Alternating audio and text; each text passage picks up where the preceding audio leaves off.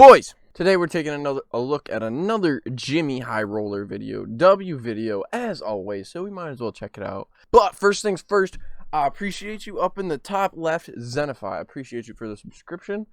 I don't know why my Streamlabs is slow as fuck, but it said you subscribed 7 days ago, and it literally just popped up today.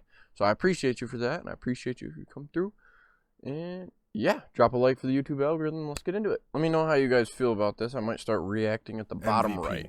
3 letters that sum up excellence, dominance, competitiveness. Oh yeah, sorry, the title. You guys already read the title. When you're the best player in the league and nobody gives a fuck. And the spirit of winning. The NBA's Most Valuable Player Award Get your pieces is the ready, highest boys. individual achievement a player can accomplish in their career. Out of the tens of thousands of players to lace up in the NBA, only 35 have won a regular season MVP.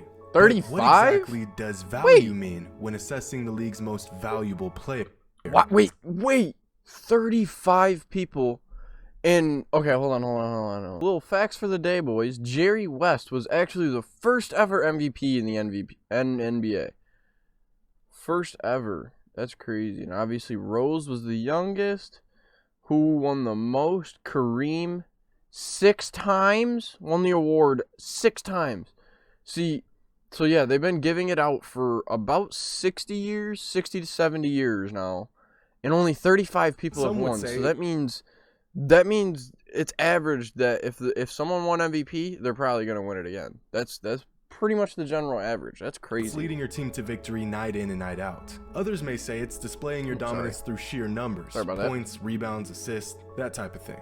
You could even argue that a player's value comes in the form of his mere presence, the intangibles that don't show up in the numbers. But however you look at it, one thing is certain. Nikola Jokic has been the most valuable NBA player. I don't mean to keep pausing, but that's on God. I feel like if I played with Jimmy Buckets, I'd be a fucking NBA prospect So far this season. And the gap between him and the next guy Jokic is even close. dirty though, bro. Wait, really? Today's video is sponsored by Ray. W sponsor. Raycon with a 4-power Raycon 7 nearing the was widely two on. In 1997, nearing the end of his days with the Chicago Bulls, Michael Jordan had reached legendary status on the court. He was widely recognized as not only the best player in the league, but as the greatest player of all time. And the man wasn't even done yet. He led the league in scoring, averaging nearly 30 points per game on ridiculous efficiency. He made first team all defense, and he led the Bulls to 69 wins. Easily the best record in the NBA that season. With weeks left in the season, the MVP award was all but his. Congratulations for enormous achievement, but congratulations, Karl Malone, 1996-97 NBA Most Valuable Player. He knows he ain't deserved that shit. He knows Jordan deserved that shit. Look at him. At least he thought the MVP award was his. But instead, the award went to Karl Malone. Hey, no disrespect, to this day, Michael Jordan can't believe actually happened. Everyone in the league knew Michael was the best and most valuable player. It was obvious. So how could even the greatest player to ever play the game get robbed out of an award that was rightfully his? Well, there's a few reasons. One being voter fatigue. Seeing the same player dominate year after year can get tiring. Voters will go out of their way to justify rewarding anyone other than the guy who was always rewarded. That's very true. Which brings us to our second point. Narratives. More often than not, storylines, whether accurate or not, manifest themselves in the minds of voters and fans throughout the season, and these storylines tend to outweigh actual results. And no matter how much we try to stay objective on these matters, subjective narratives are bound to have an effect on all of us, even in the case of Michael Jordan. But Mike isn't the only player to get robbed out of an MVP. In 1961, Wilt Chamberlain averaged 50 points and nearly 26 rebounds a game while leading his team to the third best record in the NBA. And he doesn't get MVP? And he didn't win the regular MVP. In 2006, his record in the NBA. And he... What? He's averaging 50 and 26. Bill Russell is averaging more rebounds than points, but less than Wilt Chamberlain, bro. What? Okay, it's win shares, bro. Look at all these numbers right here. Win shares. His win shares are doubled. I don't know what the fuck this means, but it's absolutely blowing everybody out of the water. He didn't win the regular season MVP. Wait, this is just voting. This is just voting, bro. Nah, they're on dick. In 2006, They're on Kobe dick. Bryant put together one of the greatest individual seasons this century, featuring his iconic 81-point game and a 40 bomb every other R.I.P. night. Kobe The and man those finished involved. 4th in MVP voting that season. But in Kobe's case, he suffered from what many other MVP candidates before him and after him have suffered from: a not so great record. See, in the 2006 season, the Lakers finished as the 7th seed in the West. Oof. A playoff team, but nowhere near the top seed. And in the NBA, there's a bit of an unwritten rule that if a player has hopes of winning the MVP, his team must be one of the winningest teams in the league. Which the is not standard true, almost but- always being no worse than the 3rd seed in their given conference. Throughout the history of the modern NBA, only 4 MVP winners finished the season with a team seeded lower than 2nd. And only 1 player has won the regular season MVP with a team seed lower than 3rd.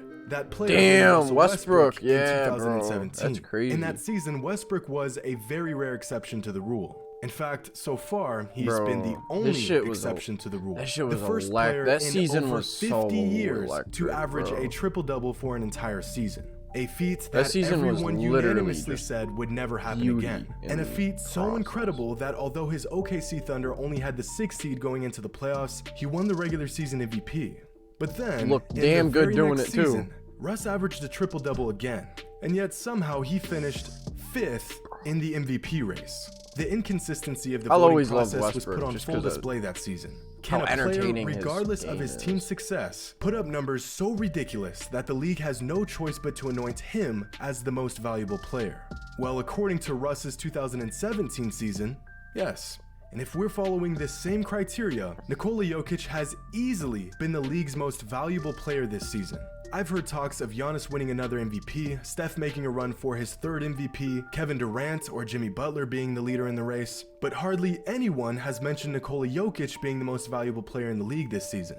But That's all the tough. numbers across the board point to the Joker That's as the league's most tough. valuable player. And he's not gonna in get fact, it so far, the season he's just because having nobody's isn't just the talking about best it. among his peers. Jokic is having one of the best individual seasons of all time. Now, we're Really? all familiar with the PER stat, an overall statistic of a player's efficiency and production on the court relative to the rest of the league. Here's a chart of the top 50 NBA players in terms of PER. No way you Here's get Kevin it. Durant, here's Stephen Curry, here's Giannis, here's Jimmy Butler, and here is Nikola Jokic. He's got a And if this spot 35. looks almost unreasonably high, that's because it is. Nikola's PER this season is 35.3. The current single season PER record is 31.9 set by Giannis 2 seasons ago. And the record before that was Wilt Chamberlain's PER of By the way, for people who still don't know what PER is, it's basically just like how actually valuable they are in terms of points, assists, rebounds, all of it, every stat, turnovers, all of it, how valuable they are on the court. 31.8 back in 1962. In fact, here's the highest single season PER Michael Jordan ever achieved. Here's LeBron's single season record. Here's Kobe's, Magic's, Bird's, Shaq's, Kareem's. No player ever has come even close to the production and efficiency that Jokic is putting together this season. Wow. And if we narrow down the production to just offense, Jokic is still head and shoulders above everyone else. This Wow, season, Jokic has an bro. offensive box plus minus of 10.1. The second highest offensive box Wow, plus minus in bro. NBA history, trailing only Steph's 2015-2016 season of 10.4. The next closest player this season is Steph with an OBPM of 8.3. Jesus In fact, fuck. only 9 players league-wide have an OBPM of even 5. Is Everyone on this Montrezl list will Harrell either be really an having all-star a this season or a fucking season borderline like that? all-star? And even these all-NBA talents Respect. aren't even in the same stratosphere as the Joker. Man, I hope So if Ja this gets man is better, having bro. one of the greatest individual seasons ever, why is no one talking about it? The man real. is averaging 26, 14, and 6 a game on nearly 60, 40, 80 splits. And no one is talking about it. Right now, the current MVP odds are in favor of Stephen Curry, followed by Kevin Durant and then Giannis. And then Jokic is down at Jokic. 4th with odds that suggest he is far from the MVP. Yeah. This article's headline doesn't even mention Jokic, like he's some sort of afterthought. And if I had to say why this is, I'd say it comes down to a few things. First, Jokic hasn't had a marquee performance this season. You know, that massive game that makes Yeah. all the headlines and demands fans and voters to reconsider their MVP hierarchy. Every MVP needs a marquee performance to really draw the masses and build their campaign. Second, and the most obvious reason, is that the Nuggets aren't doing too hot right now. With a below 500 record of 9-10, the Nuggets currently hold the 10th seed in the West. Wow! So bad that most fans won't even consider Jokic as a front runner in the MVP race. Wow, they're Because 10th. Weren't they first a couple seasons ago? Shouldn't his team be Like winning the 2? vast majority of their games?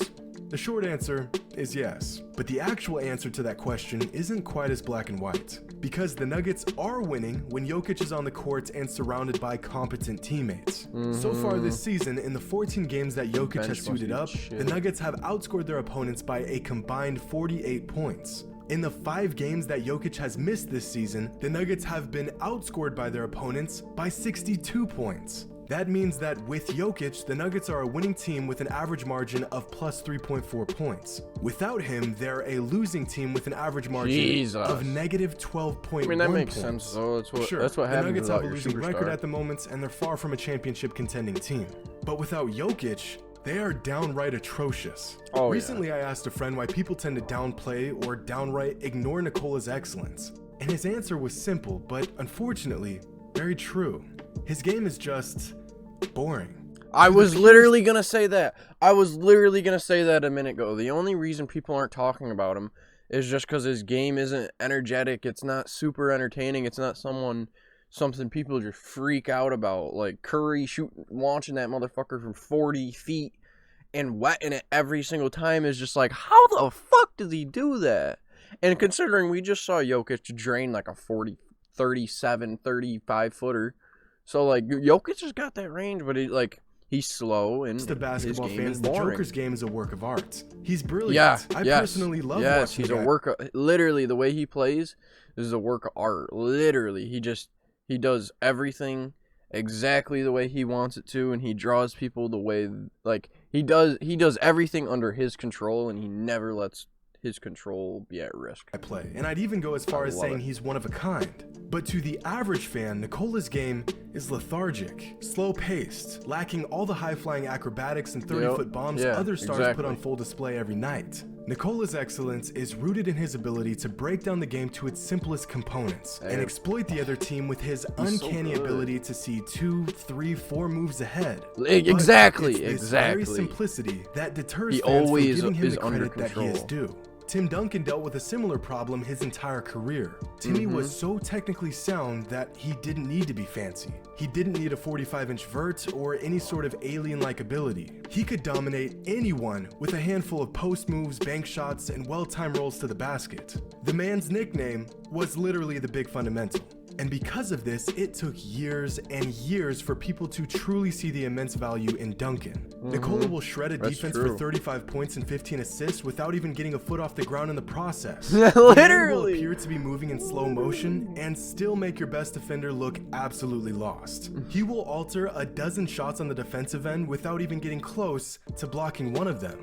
And you'll more than likely never see one of these plays on SportsCenter or your favorite sports social media outlet. But when the vast majority of fans get their information and form their opinions based on these short clips and highlights, it's no wonder that this just in, Nikola Jokic's game is a bit boring. If you were able to somehow remove the hype and narratives from the MVP discussion, the race for the award would look something like this. And that's because this list is exactly that. Basketball Reference's MVP tracker, which gives a very objective look into the MVP race at the moment based solely on the numbers. The only list where you'll find Jokic ahead of everyone. Yo, didn't Giannis work on his three-pointer? He's shooting 27%. Else. But if the numbers you've seen so far haven't swayed you enough, Jokic's excellence doesn't stop at the offensive end. Jimmy Buckets is shooting 20%. A defensive box plus minus of 5 this season, Jokic is leading the entire NBA on the defensive end by a offensive margin. The next closest player is Draymond Green with a DBPM of 3.9, and then Giannis with 3.4. Bro, Jokic is leading the league in offensive box plus minus and defensive plus minus. How the fuck does this man not deserve MVP, bro? Get him off the Nuggets, or at least surround the Nuggets with a better but some better players. Nikola's defensive box plus minus this season is the second highest mark ever recorded. Who is that? I am not exaggerating when I say that Nikola Jokic is currently having arguably the most productive, efficient, and dominant season in That NBA is history. insane. Now, how's That's that for value? actually insane. Is it the end? That's actually fucking. Drop a like on his video as always. Come check out Jimmy High Roller, the man. Absolute W video. Let me know what you guys think down below. I think Jokic is definitely up there with one of the best for sure. But it's just like it all comes down to the fans, the voting, and what people want to see, what's entertaining, and all that bullshit. So at the end of the day, sometimes skill is overlooked by entertainment, and that's just how it is. I told you guys to get your pieces ready. I don't know if you did, but shit. Cheers, boys.